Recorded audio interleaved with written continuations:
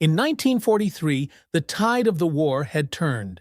The once unstoppable German army was now retreating. In North Africa, Rommel's Afrika Korps was surrounded. Tens of thousands of German soldiers surrendered to the Allies. They expected to be sent to British camps. Instead, they were told something different. They were going to America. At first, no one believed it, but within months, more than 370,000 German prisoners would cross the Atlantic Ocean. The first groups left from Oran, Algiers, and Casablanca. They were loaded onto Liberty ships under tight guard. The voyage took up to 3 weeks. It was rough, but safe, better than they expected. Most of them were young, 19 to 25 years old, raised on propaganda that said America was weak, chaotic, and decadent. They feared torture or execution. But as their ships neared the coast, they saw something no propaganda could hide. The Statue of Liberty, untouched, majestic. Behind it, a city of light. One prisoner later wrote, "We had been told America was weak and decadent. But when I saw New York, I knew we had been lied to." Between 1943 and 1945, more than 425,000 Axis prisoners arrived in the United States. Most of them were German. They were processed in ports like New York, Boston, and Norfolk, Virginia. Then sent by train to camps across the country, over 500 sites in 46 states. Inside those trains, they looked through barred windows. They expected ruins and ration lines. Instead, they saw green fields, busy factories, and towns untouched by war. At night, neon lights glowed on the horizon. In Germany, everything was broken. Here, everything worked. One soldier said, "In Germany, the war had taken everything. In America, it seemed the war barely existed." When the trains stopped in small towns, locals gathered to watch. Children waved, farmers smiled. Some threw apples or chocolate through the windows. The enemy was supposed to hate them. Instead, they showed kindness. For men from bombed-out cities like Hamburg and Cologne, it was unreal. They saw abundance everywhere. Food, cars, tractors. It was the opposite of what they'd been told. They arrived at camps in Texas, Mississippi, and Iowa, behind barbed wire and guard towers. Order, cleanliness, food, 3 meals a day, coffee, cigarettes, beds with sheets. A German officer later said, "We were prisoners, yet for the first time we could sleep without fear." They could write letters, play soccer, listen to music, study English. America followed the Geneva Convention exactly. Sometimes even more than that. To soldiers raised under Hitler's regime, it was confusing. The enemy was treating them better than their own army ever had. By 1944, America needed workers. Farmers were overseas. Harvests were at risk. So prisoners of war were sent to labor details, picking cotton, harvesting corn, repairing railways. They earned camp money, about 80 cents a day. They could spend it on soap, snacks, or postcards. No chains, no whips, just work and trust.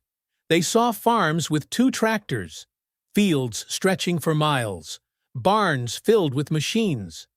One engineer said, "Every farmer here had more technology than a factory in Germany." That's when it hit them. This was not a land of poverty. It was an industrial giant. One factory in Michigan built a new B-24 bomber every 63 minutes.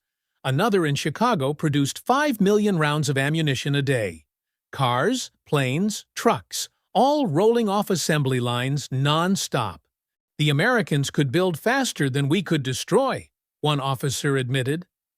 Factories ran day and night. Fuel was plentiful. Steel was everywhere. And for the German prisoners, the lesson was clear. Their nation could never have won this war. At first, many refused to believe what they saw. They thought it was staged, propaganda designed to break them. But the illusion never cracked. Everywhere they went, America was the same, efficient, confident, alive. They saw workers speak freely to their bosses. No salutes, no fear. They saw laughter, music, baseball on the radio. They saw freedom, even from inside a camp. One man said, "We had been told America was greedy. Instead, we found respect." And slowly, the realization spread. The propaganda was wrong. The enemy they had feared was more human, more powerful, and more free than they had ever imagined. For many, it was the first time in their lives they started to think for themselves. By 1944, the war was turning against Germany. Inside American camps, the prisoners began to change too. Not from force, not from propaganda, but from comparison.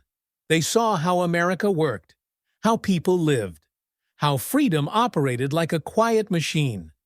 Many of them started to ask questions. Why were they being treated with respect? By the enemy? Why did guards joke with them? Why did the system run on trust, not fear? It was a shock more powerful than any weapon. Letters written by POWs were carefully censored, but even through those lines, a new tone appeared, a sense of disbelief, a growing admiration.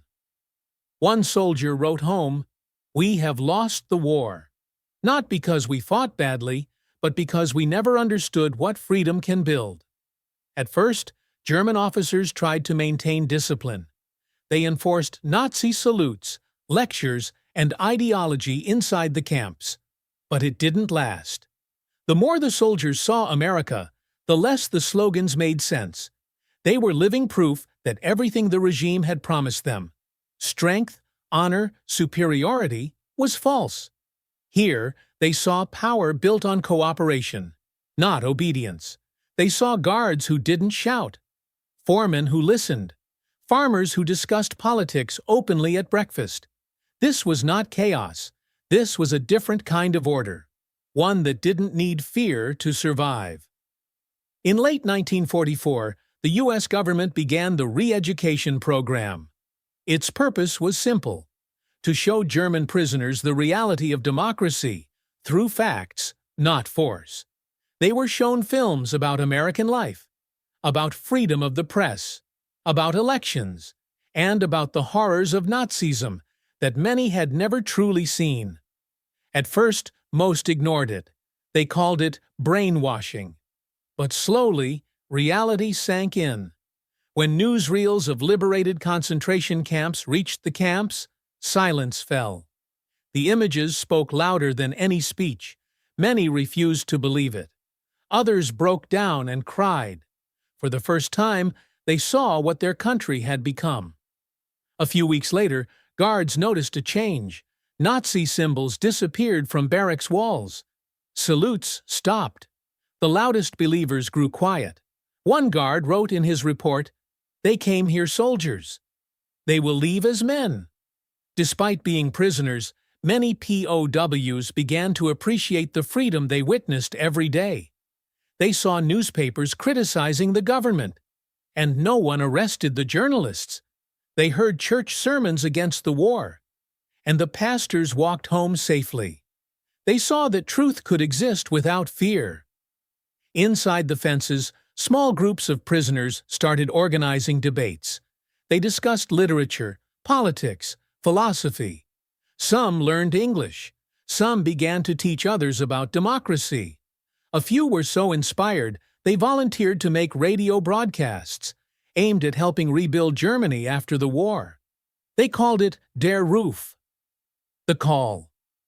Its message was simple: Germany must never follow blind obedience again. By 1945, America had become a mirror for them, reflecting everything their homeland had lost. When the war finally ended in May 1945, the prisoners expected to go home. But many would stay for another year. The Allies feared chaos in occupied Europe, so the camps continued. Work programs expanded.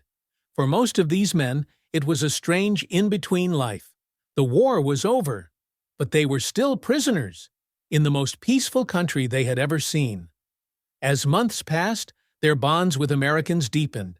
They worked side by side, Some were invited to family dinners. They played music together. They talked. Some even fell in love. Dozens of stories tell of young American women who secretly met German prisoners through the fence. Most of those romances never survived after repatriation. But the memories did. By 1946, repatriation began. One camp after another closed. The men were loaded back onto ships, the same route they had taken years earlier, but in reverse. They left America changed. They arrived in Germany to find ruins, bombed cities, hunger, and silence. Many described the return as another shock, worse than capture, because now they had seen what a functioning country looked like. They had seen what freedom could build, and what dictatorship could destroy. They walked through streets that no longer existed, families gone, factories destroyed, shadows of what used to be a nation. One former POW said, "When we came home, we realized the camps in America had been paradise." For thousands of them, the lessons learned behind barbed wire became the foundation of a new belief that Germany's future had to be built on openness, democracy, and cooperation, not on fear or ideology. Some became teachers. Some became journalists. Others joined politics. They were called the America Germans. And their influence quietly helped shape the future of West Germany. Historians later wrote that America's treatment of its prisoners became one of its greatest psychological victories of the war. Not by punishment, not by propaganda, but by example. The United States had defeated Nazi Germany not only on the battlefield, but in the minds of its soldiers. For those German prisoners, captivity became the first true experience of freedom.